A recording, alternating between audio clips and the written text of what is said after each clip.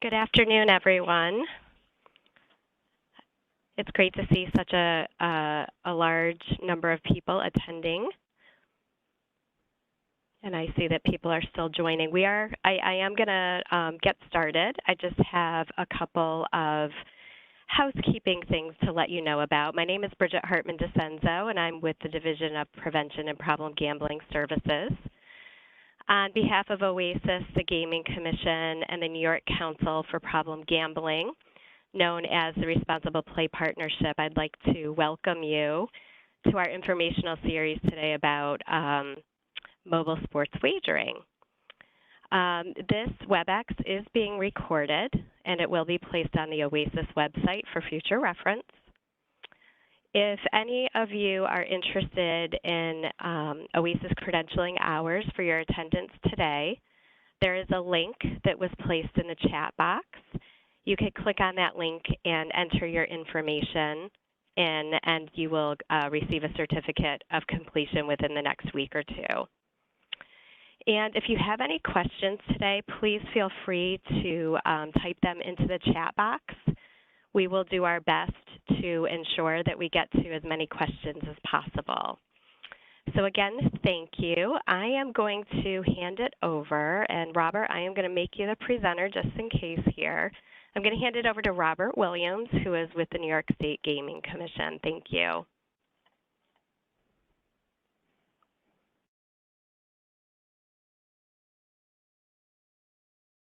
Can you hear me? Yes, we can. Oh, excellent. Thank you. Well, I appreciate the opportunity to participate in today's event. To start with, I just want to mention that New York is relatively unique. We are intrinsically involved in creating and fostering an effective, responsible gaming program, which is unusual. Before casinos were even approved, the Gaming Commission forged the Responsible Play Partnership with our partners Oasis and the New York Council on Problem Gambling. Gambling regulators traditionally exist only to preserve the integrity and the fairness of gambling operations. In New York, however, we believe that it's important for us to go further. We believe the integrity and the fairness of all gambling operations must include effective, responsible gambling guardrails and access to real help for those individuals who need it. Addressing problem gambling and ensuring the integrity of gaming is synonymous here, at least us at the Gaming Commission. So I want to kind of set the table a little about mobile sports wagering, which is what we're here to talk about today, and address a couple of the major questions, and then and discuss a little bit about some items of significance to responsible gambling that is included within mobile sports wagering as well. But the first element is, how did we get here to mobile sports wagering? Well, in 2013, the state constitution was amended to allow for commercial casinos. The amendment did not itself provide for the rules and responsibilities and basically how gambling was going to operate, which necessitated legislation to define the parameters. The legislature added sports wagering specifically as an authorized game, so long as the federal law that at that time had prevented it was changed. And this actually occurred in a couple of years after opening, when the Supreme Court of the United States overturned the law that had prevented mobile sport or any sports wagering from occurring other than in very small areas of Delaware, Oregon, and of course in the state of Nevada. Thus, sports wagering was allowed at the sites of the 4 licensed commercial casinos that we had approved in our process to get commercial casinos up and running. Late last year, in last year's budget, there was a process that was included to basically authorize a mobile component of sports wagering. This was mobile so long as the servers where the transaction was booked are located at a licensed commercial casino. So the commission, by the dictates of the budget, was obligated to establish a request for applications to establish the business and get it up and running. and the Gaming Commission was obligated to issue a request for applications to accept interested parties to apply for a mobile sports wagering license. We issued the RFA in July, and over the course of the summer, we received applications and processed, reviewed the applications, and ultimately recommended 8 platform providers, which is basically the computer operations behind the processing of mobile sports wagering, and 9 operators. The operators are the entities that you see. That's the entities upon that are offering the application. The result was that the commission approved licenses in November of 2021, and the industry commenced operation in January of 2022. At present, there are 8 operators that are conducting business in the state of New York. Now, as I mentioned, mobile sports wagering included some items of significance to responsible gaming, and I think everybody should be aware of those. The main point on that is that all mobile sports wagering is account-based. At the commercial casinos, you can walk up to a window anonymously and make your wager. But in order to participate in mobile sports wagering, you have to have established an account. And this is actually beneficial for a couple of different reasons. First, there's a requirement for know your customer, which is to ensure that the individual that is coming up and placing that wager is somebody who is known to the entity and has been approved to utilize the application. So there's no anonymous activity that can be conducted on mobile sports wagering. This allows for underage verification and prevention to a much greater degree than you would in a situation where individuals can otherwise wager.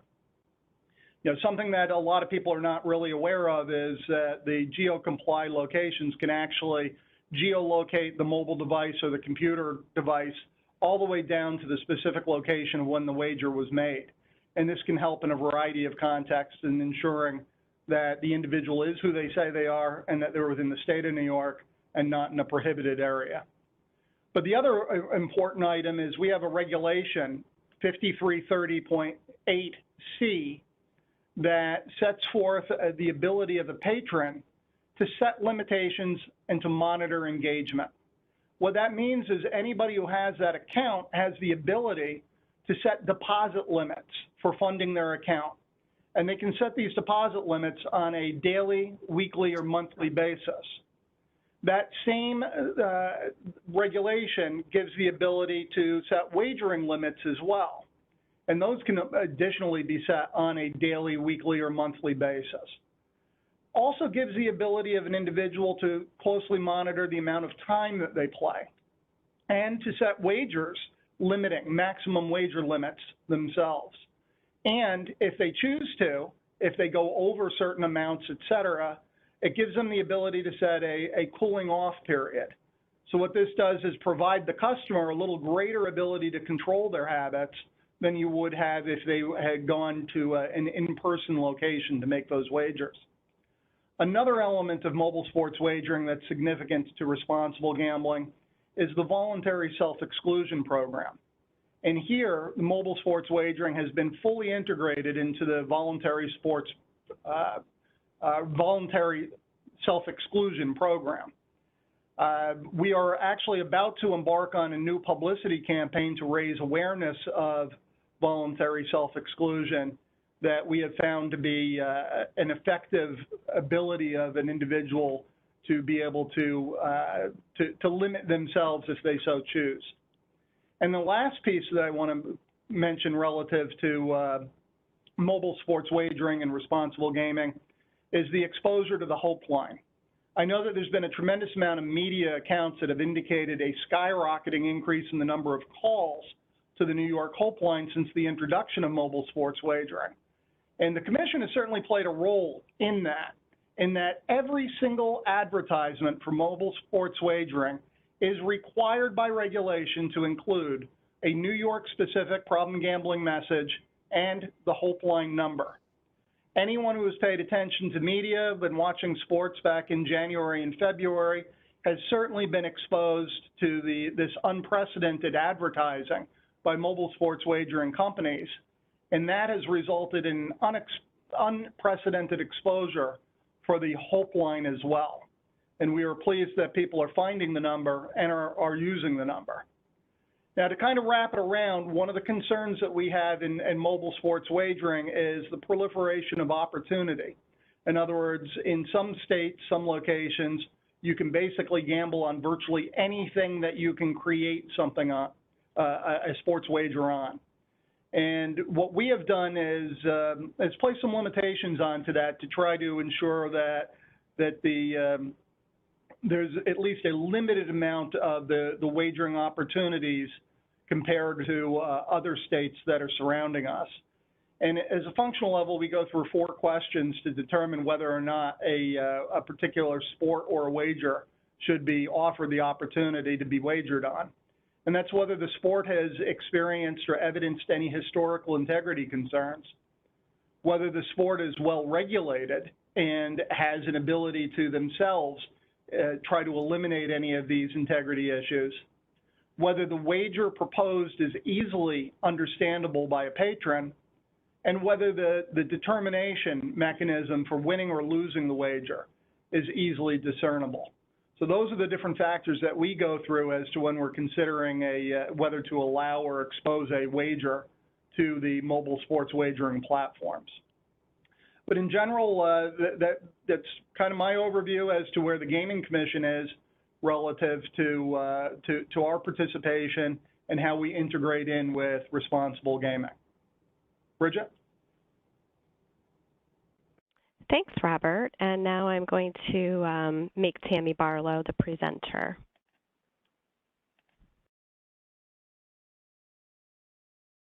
Hi, everyone. It's so great to be here. Let me share my screen. I'll take this. Okay. Can everyone see it? Everybody see my presentation? Yes. Okay, awesome.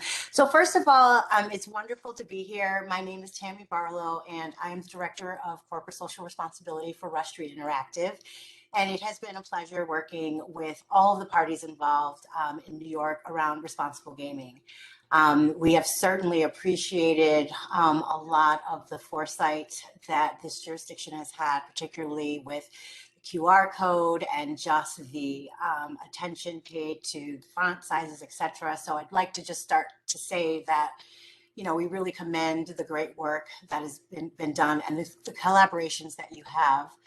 And we wanted to show you a little bit about what we provide on our platform for responsible gaming for our customers. And I hope, okay, first, I wanted to let you know that Rush Street Interactive, we have different brands. So we've got the Bet Rivers, we've got Play Sugar House, and we've got Rush Bet. But we have a responsible gaming commitment across all of our platforms. We want to ensure that our customers are treated fairly, that our advertising is compliant with advertising standards and codes, and that the young and vulnerable are prevented from accessing our products, and abuse and illegal behavior are identified and stopped. So as spoken before, I just would like to tell you that Rush Street does actively look for opportunities to raise awareness, provide education, and promote the use of its tools. So for instance, this is Problem Gambling Awareness Month. We are supporters of the National Council on Problem Gambling and the American Gaming Association for their month later this year. And so we try to engage on online campaigns to talk about limit setting, to talk about the different levels of harm that are out there. So we're very active as well. And so on our website, and whether it's New York or any other jurisdiction, we offer limit setting and cool off capabilities. We make sure that we make problem gambling resources available across all our gaming and casino operations online, and that we offer assistance with self-exclusion in our retail operations. So as I mentioned, we participate in industry-wide events such as Responsible Gaming Education Week, which is in September.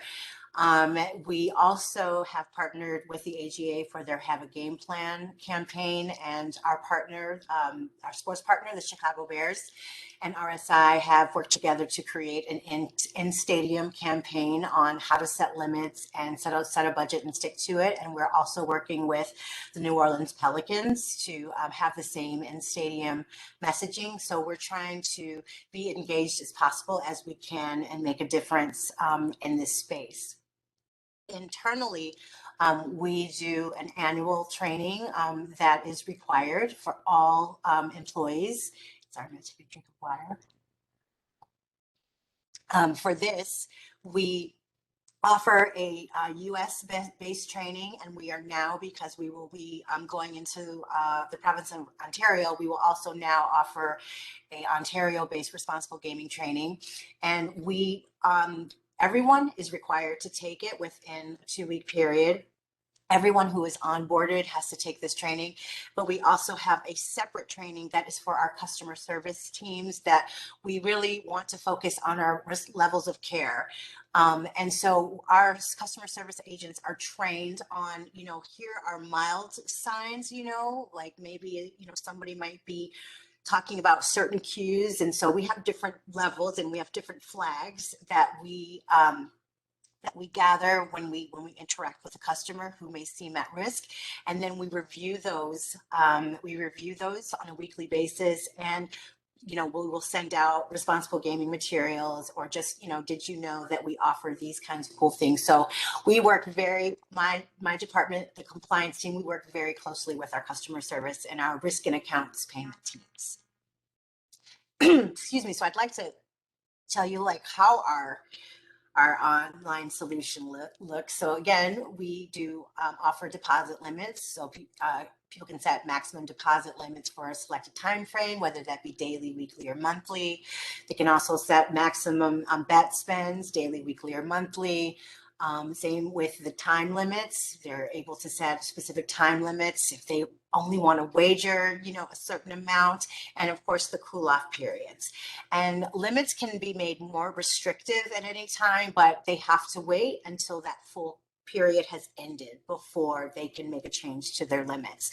So I just wanted to give you, and I don't know if it's really hard to read, so I'm sorry, but I wanted to kind of show you the different screenshots of, you know, you may define your spending limits to minimize your potential issues. If you specify a limit and that value is reached, you will not be permitted to play with real money until your selected time period expires. And so, sorry? Yell at Fidelis. I couldn't. Hello, everyone. Please mute your line. Oh, sorry. And so I just wanted to let everyone know that basically that there is a time that you can, you know, set your daily, weekly, and what that sort of looks like on the mobile application.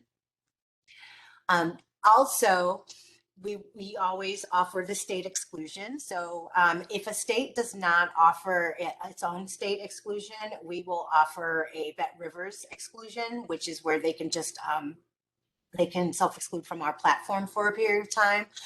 But we really want people to know about the limit setting tools.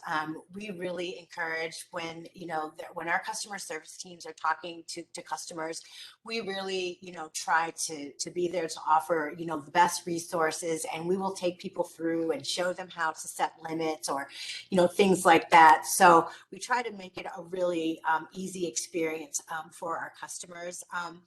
And when our customers do decide to self-exclude, we, you know, completely respect that. There's no marketing that they will receive. There's nothing that they receive from that point on. And so we feel that, you know, this is like the best standard, and we're very happy that we have such a open dialogue with our customers, because we think it makes their experience a bit more open when they want to make these decisions. And so there was a little talk earlier about helplines and self-exclusion. And so we are all over every resource that there is in New York, and we proudly support all of what is happening. The helpline, with Helpline, Gamblers Anonymous, the New York Council, Oasis, and I'm sorry, I'm sorry, I didn't know how to pronounce the acronym before, so thank you for letting me know now. And again, there's the wonderful QR code, and, the National Council, again, we have a great partnership with them as well.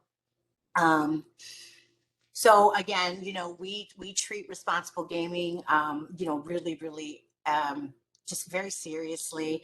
We hold ourselves to a very high standard, and we listen to what our partners have to say. And, if there's something that, the Gaming Commission or any of their partners feel is, not right, or they want it more clear, we're very, very happy to work with them. And so I really just always like to reiterate when I talk to commissions and things, is that collaboration in these areas is so key, because everyone has a stake and everyone has their concerns. And our goal as operators is just to try our best to meet or exceed what you are trying to do, and just stay in constant contact for what you need to help your people that live in your jurisdiction.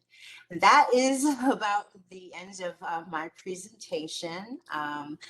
And I don't know how to, I'll stop sharing my screen. And if anybody has any questions, I'm happy to answer them. But thank you very much for this time. Thanks, Tammy. We do have one question wanting to know, how is age verified? I'm glad you asked that. It's such a good question too. So we kind of do approach it from two ways that work really well together. Like I said, our team works with customer service, risks and payments. And so when people sign up for an account, there's several things that not only goes through Know Your Customer or KYC process, but it is also the people from our AML side, which is anti-money laundering unit and risk. They have a whole set of criteria that they look for. So for instance, we're always going to want to ask, for ID. And for an instance where maybe we're not sure about an ID, that's where we'll do things where we pull in our AML, where we can look at, okay, this person is trying to get an account from this device. Okay, where has this device been, in in the past few days, sort of what is the activity associated with, this person, is it legit, we'll start asking for more and more documentation, like, well, could you also provide a current credit card or a bank statement, along with that? Do you have another form of ID? So we take it very seriously. And even after, say, for God forbid, an underage person were to be able to get in, because I have to be honest, kids are creative people. They find ways around things all the time.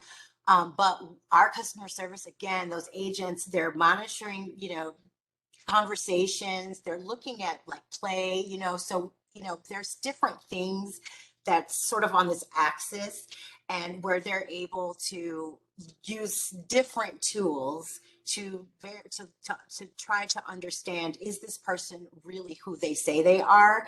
And if we have any question about it, that account will be closed until we can get those verifying documents. And if not, then it's never open. But our KYC and AML process works pretty much from the start. So those accounts never get made as far as I know.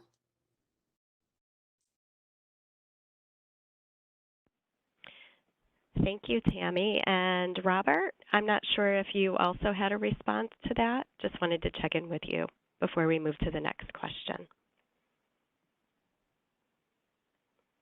Okay, so we also have an additional question. So the question is, when someone sets limits, for example, a time limit or a money limit on themselves, how easy is it for them to lift those limits themselves? Oh, they cannot lift the limit until the entire period has expired. And then they can go back in and do it. Now, if they want to increase their limit, they can contact customer service and I'm sorry, not increase the limit, but if they want to lower it, for more responsibility. Like you're like, oh, I didn't mean to do $10. I really want to do $5. They can call customer service. So we can always help you, I guess, be more responsible. But if you want to change it and increase it, you have to wait till that period is over. And there's no way around that. Okay, and before we move over to Oasis, we have one additional question related to this. So is there any way to prevent adolescents from using a parent account? Well, I mean, so we have things like the authentication. I mean, to be honest, if a kid can get into someone's phone, you know, there are different, like, and if they log out and they have to log back in, you know, there are more than one, what do you call two-factor authentication? So there's more than one step that they have to go through. But if they leave their phone out, you know, like say they go to the bathroom and they leave their phone out, I mean, yeah, they can just kind of pick it up and go into it. But, you know, normally I can't say 100% because it have to depend on the circumstance, but I do know that when logging in, like if those passwords will change. So one time it may ask for this, you know, like, I don't know if you've ever tried to sign into your bank account, it'll say, is this associated with you or something like that? And so, you know, unless that child knows, you know, what those different questions are that their parents used when they registered, then they wouldn't be able to, but they may know. So we you know, we do our best that we can. Oh, you're on mute, Robert. This is why I don't do these things. We do have an ability ourselves in situations where we're trying to investigate alleged occurrences, where we can go back through the geolocation software and drill down to where the actual mobile device is, or where the server or the computer is that was, not the server, but where the computer was that placed the wager. What this can be used for in some instances is, let's say that there's an allegation that there's gambling that's occurring at a particular school using their parents' devices. We can actually geolocate onto a particular property and see whether the wagers are coming from that particular property. And then we can drill down even further and take a look at the IP addresses and match them back to see exactly what device was being used and when it was being used. Yep. So like I mentioned earlier, it's so many things work together. So, you know, like I said, we have the KYC, but thank you, Robert. You gave an amazing, because I'm not a very technical person, so you explained that amazingly. But yes, it all, between RG, the RG kind of check that we do for KYC and the AML risk process, we really do have the best way to capture that before it, you know, and investigate if needed.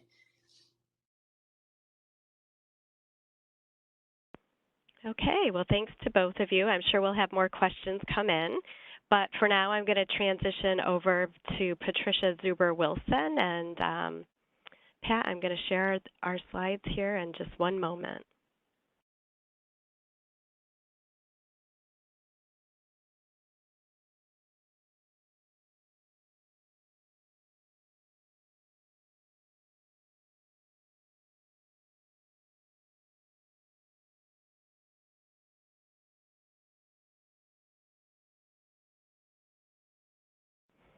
So Pat, I believe you're on mute. I just gave half a speech and nobody heard it. Okay. How long have I been using Zoom and all of these WebEx and everything? Anyway, what I was saying that you could not hear is that I want to thank Robert and Tammy and Jim Maney and Michelle Haddon for their tremendous partnership with us as we talk about not only problem gambling prevention, but also mobile gambling, wagering prevention. All of these things come together.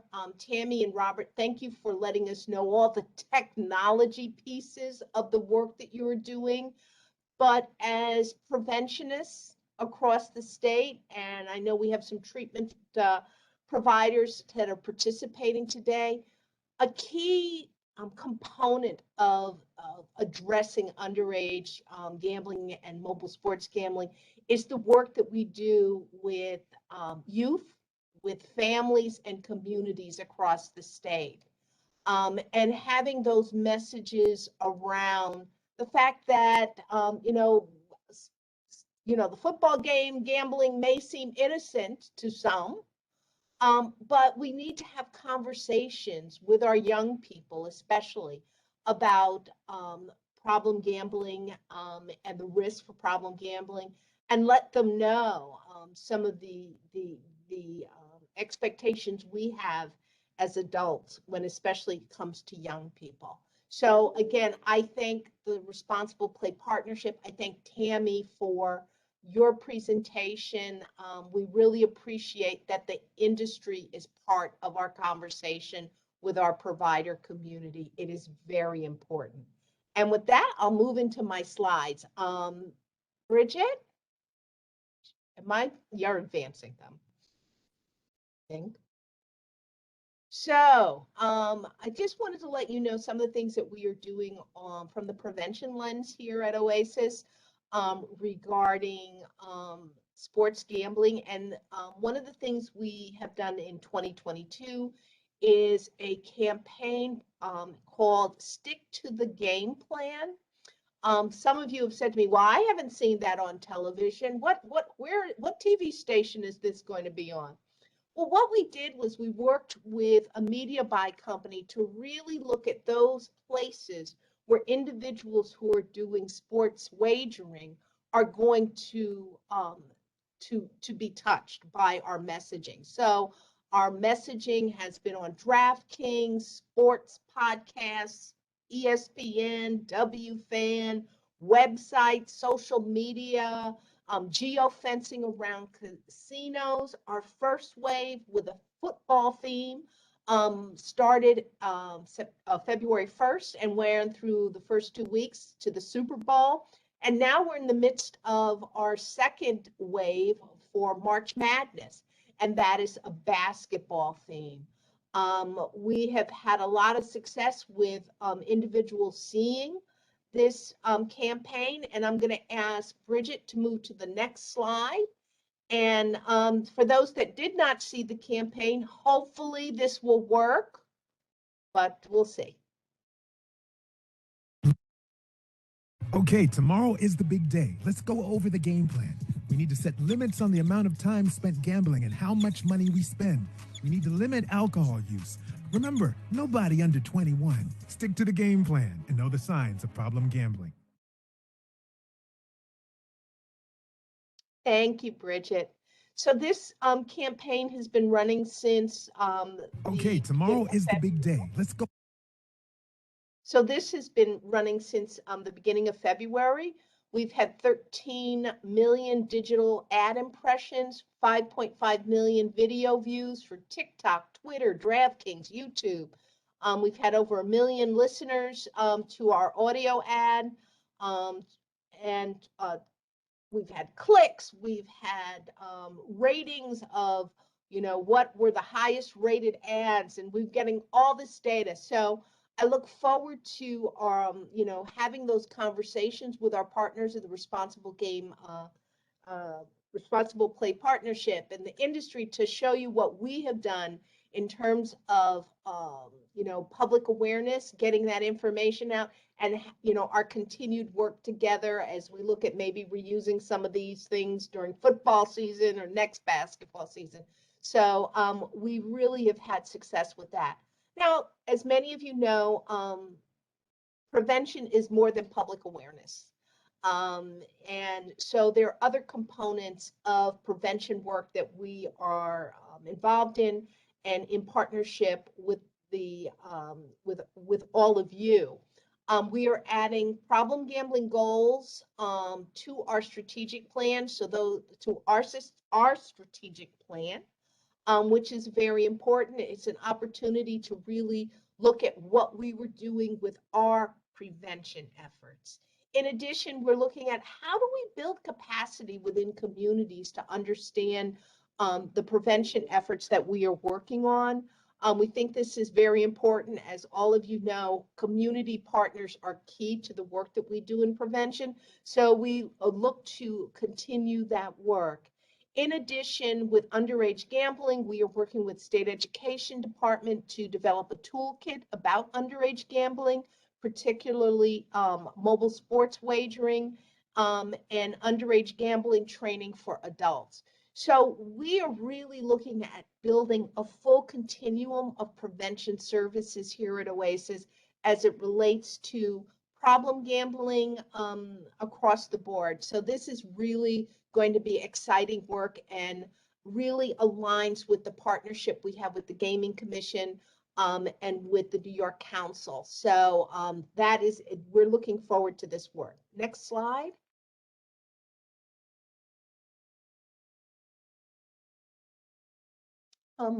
And then I want to talk to you a little bit about gambling screening, brief intervention, referral to treatment, also called GBERT. And this is a universal screening and early intervention tool that we are looking to roll out across the state. We are already in conversation and partnership with the State Office for the Aging, the Department of Criminal Justice Services, Probation and Parole, and also the Division of Veterans Affairs, and looking at implementing GBERT on college campuses and behavioral health settings. So we can really reach people before they, and with a brief intervention, before they may need treatment. And of course, if someone needs treatment, we will make those services available to them. And we look forward to this work. We will be rolling it out. We will be doing trainings. We've done a train the trainer, and we'll look to support all of you having this tool in your toolkit as it relates to the continuum of prevention services. Is that it? So with that, I'm going to, I guess, am I supposed to turn this over or will you, Bridget? Oh, either way, Pat. Okay, well, I'm going to introduce the other Pat, Pat Lincourt, who is the Associate Commissioner for Treatment and Recovery Services here at Oasis. I think it's a good segue to talk about GBERT and those services and the referral to treatment. So Pat, thank you. Thanks, everybody. Great, Pat, thank you. And so, you know, with all of the protections that we've heard are in place, gambling disorders do happen. And so we have, you know, we are working with our treatment providers to, you know, understand if there are specific interventions for mobile sports gambling to add to their toolkit for working with gambling disorders in general. We're bringing together the providers who work with people within our own treatment system, and you can find them through our treatment finder by looking for gambling-specific providers. So those are providers that are designated to provide gambling services as well as SUD services. And also there is a network of private practitioners that can be accessed through Jim Maney at the council oversees the problem gambling resource centers across the state, and they can connect individuals to private practitioners as well. So there is gambling treatment available. It is accessible you know, for both family members and for an individual who's affected by gambling. One of the things that, so we have some things that we're doing to strengthen the network of providers. One of them is working with the Partnership to End Addiction to deliver training in a craft model, community reinforcement model for helping families to intervene with a loved one who has a gambling disorder, and to work effectively with that family member, whether the person is ready to enter into treatment or not. we're working with our own addiction treatment centers that provide inpatient services to better, to better train staff and to develop specific gambling tracks. And we're, working with the treatment providers to also better understand their needs. On the recovery side, we have peers that are available throughout our treatment system, and an interest from peers to specifically focus on gambling. So we have peers who have their own lived experience with a gambling disorder, and we're interested in providing training to peers as well. Gambling, is a very specific kind of disorder, and there are very specific things, as you all know, to understand about when people start to experience, a gambling disorder. So, again, the ways to access treatment are through our Hope Line, which is available 24 hours a day, 7 days a week, for anyone to call and to be referred, through the problem gambling resource centers that are available through the council. They're both on our website and are available through the council on problem gambling, and directly through our treatment locator service on our website. So we're, very happy to partner with prevention as well on things like GBERT. It's really best if we can, identify people early and offer that brief intervention that Pat was talking about. But treatment providers are available to meet with folks if they feel a referral to treatment is something that would be helpful. So I'm going to end there, and I think I'm sending back to Bridget. Thanks, Pat. And I'll just turn it over to Jim Maney. Good afternoon, everybody. Thank you. Bridget, I want to thank you first for organizing all this and being the MC today. You're doing a marvelous job, and that's greatly appreciated. And thank everybody at Oasis for all the work that they are doing in regards to problem gamblers and their families, and also for Rob Williams and everybody at the Gaming Commission. Rob said something earlier. One of the first words out of his mouth was, it's unique. New York is unique. And coming from the problem gambling side of this, New York is unique. I will tell you, monitoring everything that's going on in the rest of the country and all the state councils, the New York Council on Problem Gambling is probably the most lucky council to have the ability to work with the Gaming Commission and Oasis. Most councils do not. So we are unique. We probably do the best job of any state when it comes to raising the awareness of problem gambling in the state of New York. And I need everybody to really hear that. A lot of times we don't think a lot of work is being done, but there's tremendous amount of work being done, raising the awareness of problem gambling and getting help for folks that need it. And the last few minutes, Oasis shared a few things. The Gaming Commission shared just a few things are what they're doing. They're doing so many more things. And I think it's important for people to know that.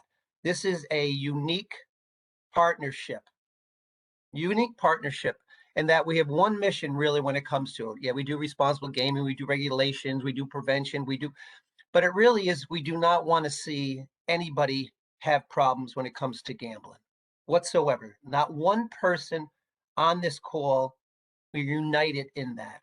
And so I just want to say thank you for that.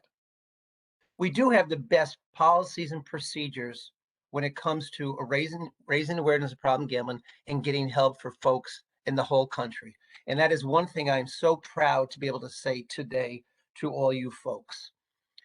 And as we go forward, we need additional services from everybody on this call. We really need to keep raising the awareness. We keep needing to do the prevention work, the treatment work, the regulatory work. It takes all of us. And Tammy, I thank you for being a part of this also. I know it's unique and we all have different missions and agendas, but we have to do it together. I mean, this is one animal that takes all of our efforts and all of our time and energy. And I think we are on the right path of getting this accomplished to the best of our abilities. So thank everybody. And with that, I'd like to turn it over to Michelle, who will share about the PGRCs for the council. Thank you. Thanks, Jim. Hi, everyone. I see a lot of familiar faces. I'm going to go ahead and share my screen, and we're going to take a look at the resources that the council has available, and I feel very honored to be able to share those. We have an amazing team at the council who works diligently on making sure resources are of the best, highest quality for all of you. And that's everything from print materials to trainings, and we have a tremendous amount available. If you're not familiar with us, we are a nonprofit organization funded by New York State, and we basically provide training, outreach, education, referral, and we advocate for additional services. As you just heard that Jim, make the plea for us to keep building the infrastructure for problem gambling services in the state of New York. So when you come to our main council webpage, you'll see right across the top that we have lots of resources available. And some of these are what we call brands, but really there are programs that we have at the council. And so you may be more familiar even with some of these logos and some of this branding, depending on what sector you're in, because each of these targets a specific population. And I'll walk through those a little bit as time allows. But we have a lot of training to offer, which I know a lot of the Oasis folks need their education hours. We certainly are offering everything from webinars to self-study. We have our annual conference every year, which is a huge education event that we just did this month. So for those of you that were there, I'm sure you can attest to the quality of the trainings. We had an excellent turnout and some wonderful new information. We also have gaming industry trainings. We do clinical training to get clinicians basically, certified and specialized in problem gambling treatment. We work with prevention provider system and Oasis to train the prevention folks that are out there. And our newest offering is that we were just finishing up becoming one of the new GBERT trainees. So you can see when you land in our online training center, we have everything from self-paced to clinical. If we had live webinars lined up right now, they would be here as well.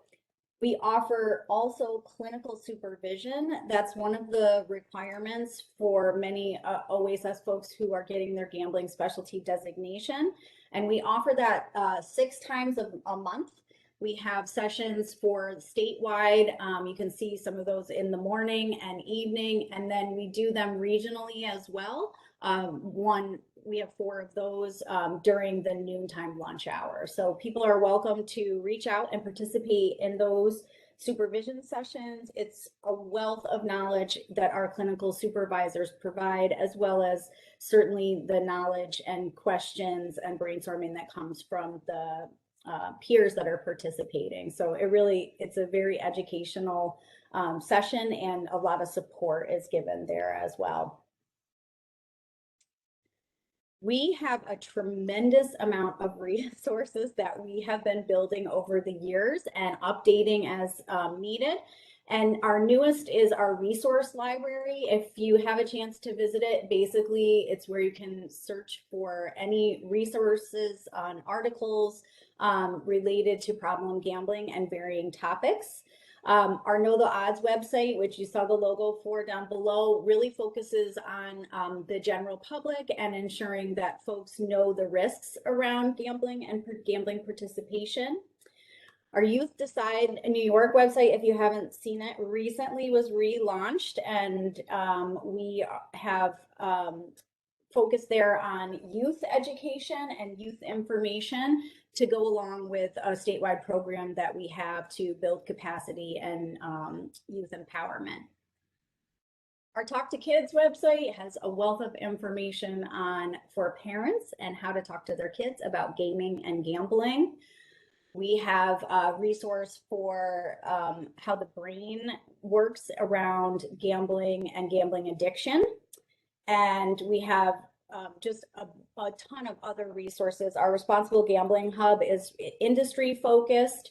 And then we have a media page, which if you're interested in getting information out through your social media or your websites or other places, please don't reinvent the wheel. We're happy to share any of these resources with you. You're welcome to, brand them with your information in addition to ours, if you're in the prevention or treatment field.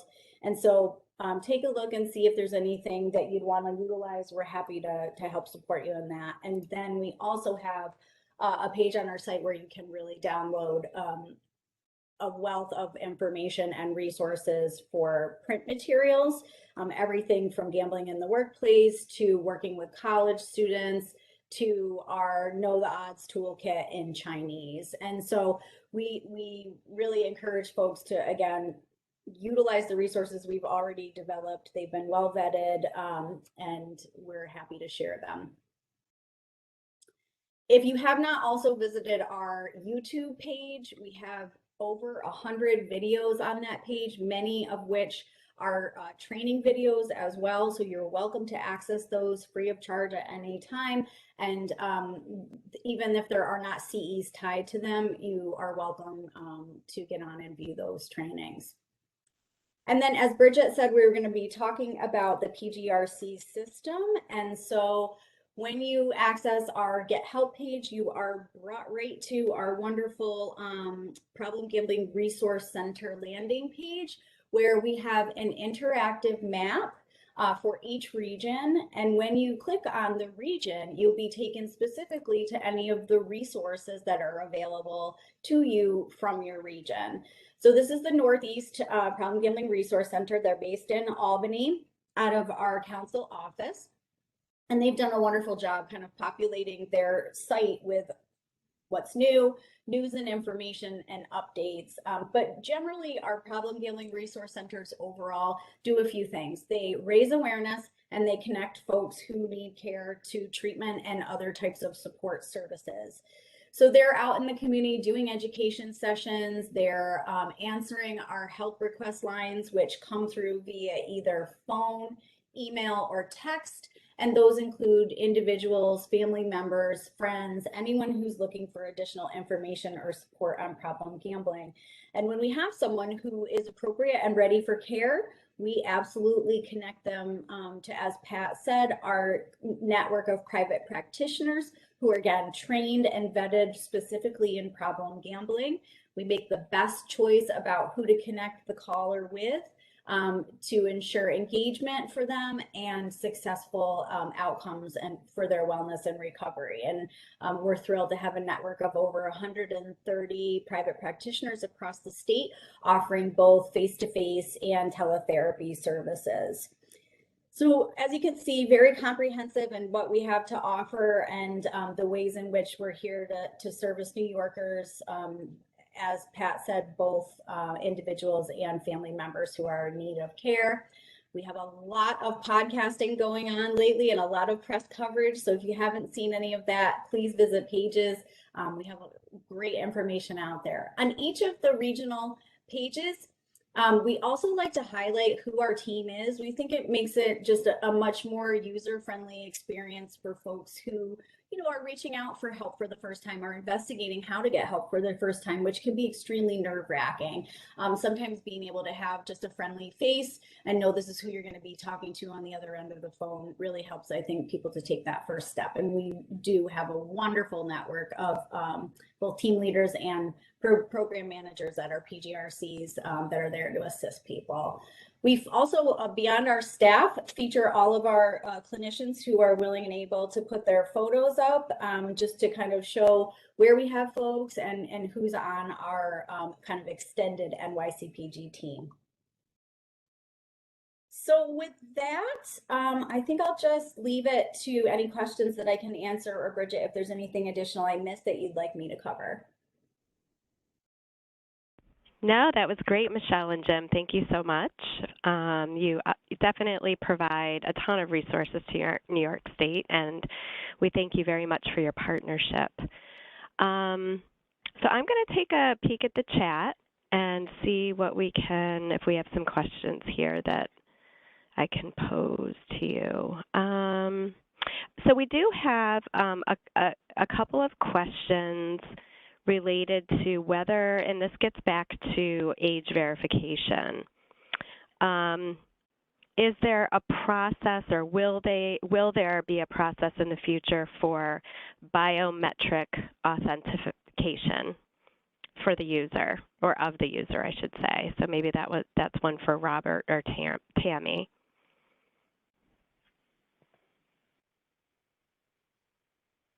I'm going to say that's a Robert, because I think it would have to be on that level. Yeah, we actually had an internal discussion here with some of the staff members that I have present along here with me as to whether there's an integration. I think it's an interesting idea and concept to actually have something like that created, but I'm not certain whether the technology has advanced to do that on specific applications. It's only a partial solution anyway, because from a mobile sports wagering concept, everybody thinks of mobile sports wagering as being your phone, but you could also use your desktop or a laptop to do the same type of thing. But I like the idea, and I'm going to do a little bit of research into it and see whether or not the technology is available to utilize something like that. Thank you, Robert. We have a question about the implementation of gambling expert, GBERT. So will agencies be able to use GBERT without the Oasis gambling designation? And the answer is yes. GBERT can be implemented in many different settings. So it's pretty much the same thing as expert, but you're screening the individual for gambling instead. So as many of you probably know, expert is implemented in medical settings. It can be implemented in prevention settings, other types of behavioral health settings, and again, the goal is to, screen the individual and identify if they're at risk, so that we can intervene early before they're diagnosed with a gambling disorder. So you do need to be trained, and again, we just trained probably about 16 people in the state to train GBERT, so that would be the first step, and then you can go from there.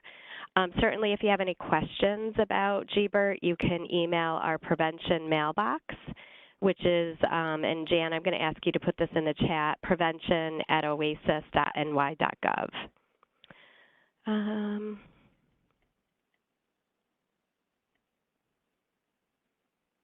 So here's a question for the council. Is there a fee from New York Council to provide training to clinicians to get certification? No, all of our trainings are free of charge to the Oasis providers.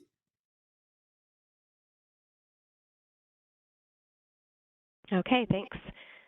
And then there's a question about, is GBERT training free, which right now it is free, and Oasis will continue to train it as well, and Oasis trainings are free.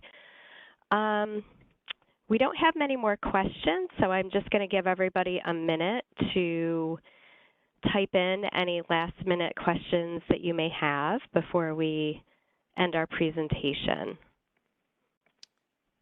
Bridget, while we're waiting as people are putting in their final questions, I want to thank you, Jan and Kathy, our whole team here, Ileana, from our treatment side of the world, for your work on this webinar.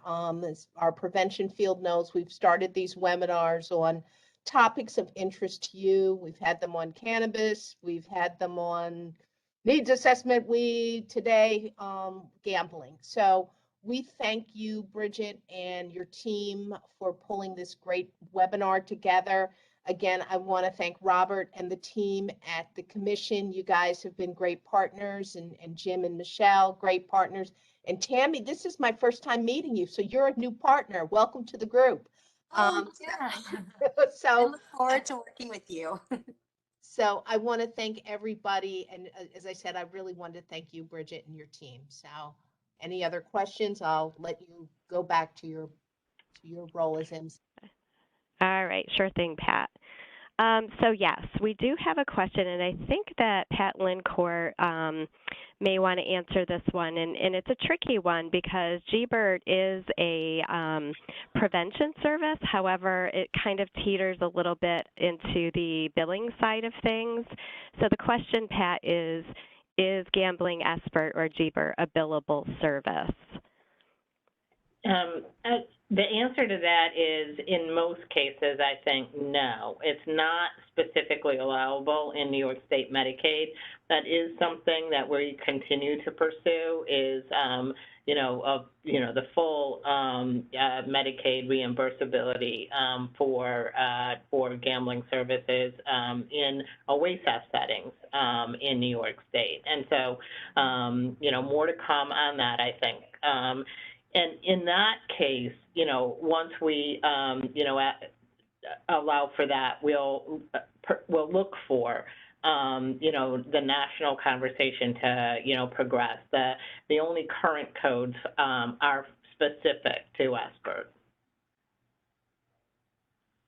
Thanks, Pat. However, you could do a GBER within the context of other services. So I do want to just add that. So within an assessment or within, as long as the service also meets the criteria for the service you're providing. Thank you. So Michelle Haddon, can you put your email into the chat because somebody's asked if they can reach you directly? I'm glad to see all the questions related to GBER training. Again, if you want to email our prevention mailbox, we'll be able to respond to you directly related to that.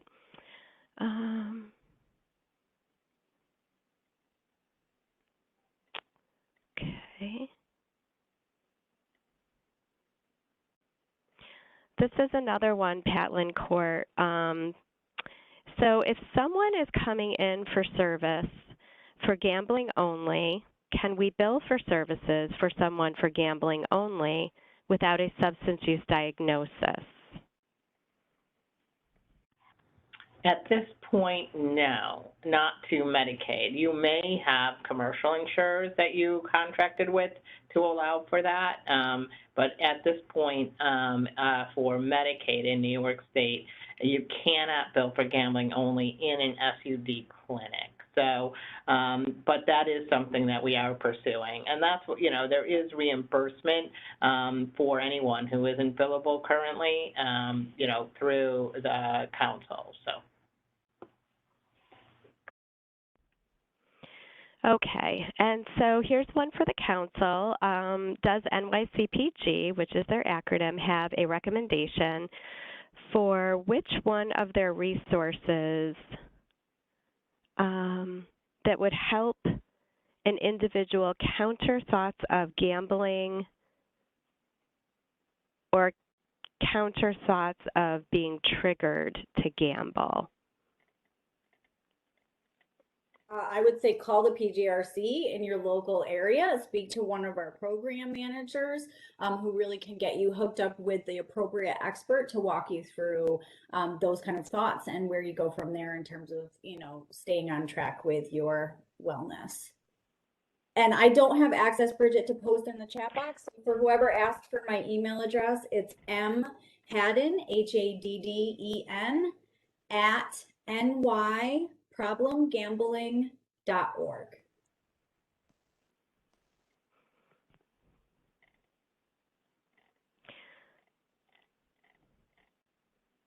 Okay, so there is a question that I'm not 100% clear on. It's from Paul.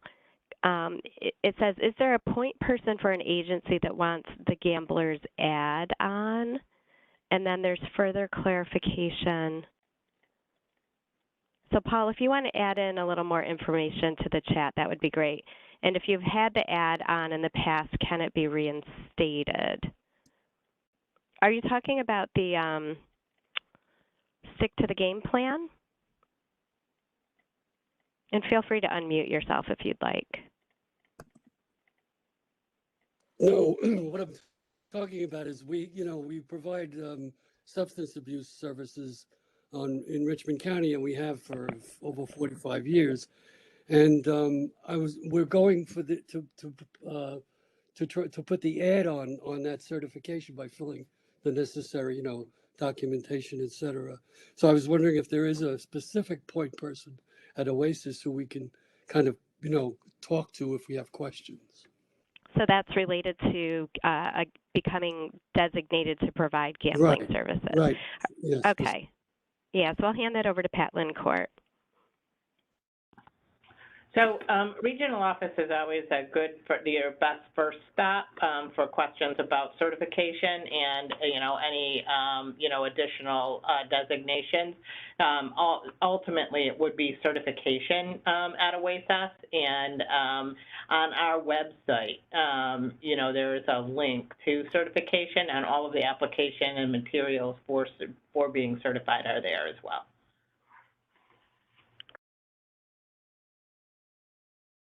Thanks, Pat.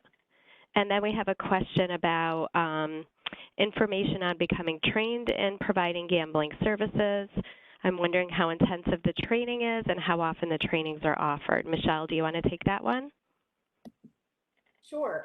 Well, the trainings are on demand, so they're available on our website, and you can take a look at what the requirements there are for. We actually, on our drop-down, have a whole tab that's just for becoming a treatment clinician. So if you go to that, it'll walk you through what all of the requirements are, and most of those, like I said, are on demand, so you're able to do them on your own time at your own pace. Thank you, Michelle. And if an agency is certified through Oasis to provide gambling services, do those services then become billable?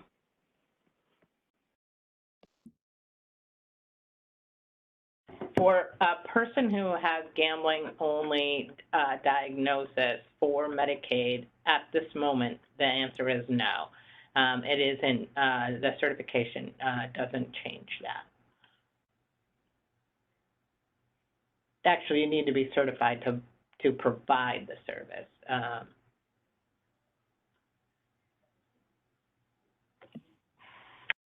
Okay. So it looks like that's wrapped up our questions for today. I'm just wondering from our panelists if there's any remaining thoughts that you'd like to mention before we go. Yes, Bridget. Jim Maney from the council. If anybody has any type of question, no matter what it is, just talk about anything about problem gambling, or anything that you want to talk about, please give us a call. I mean, that's what we're here for. We're here to assist you in answering any question you have, or even getting your ideas of what should be done. Feel free to call us. We look forward to talking to each and every one of you and supplying you with the resources and the needs and the expertise that you need.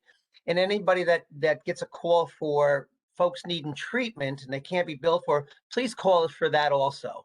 Our job is to help, and we're here to help, and we help with care and concern. So give us a call. Thank you. Yeah, and I'll just say thank you for this opportunity. I really look forward to, having more opportunities to work with you, Bridget, and Carolyn, and just everyone. Please, council, reach out. I will be at the National Conference this July, so hopefully I can get to meet some of you in person. But again, thank you for this opportunity. I learned a lot.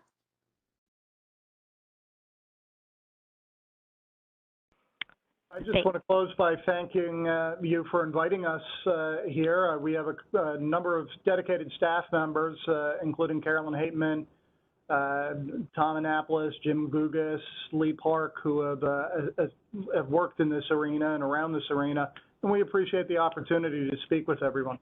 Thank you again. Thank you, everyone. Thank you for joining us, and have a wonderful day. And again, don't hesitate to reach out if you have any remaining questions. Have a good day. Thank you, everyone.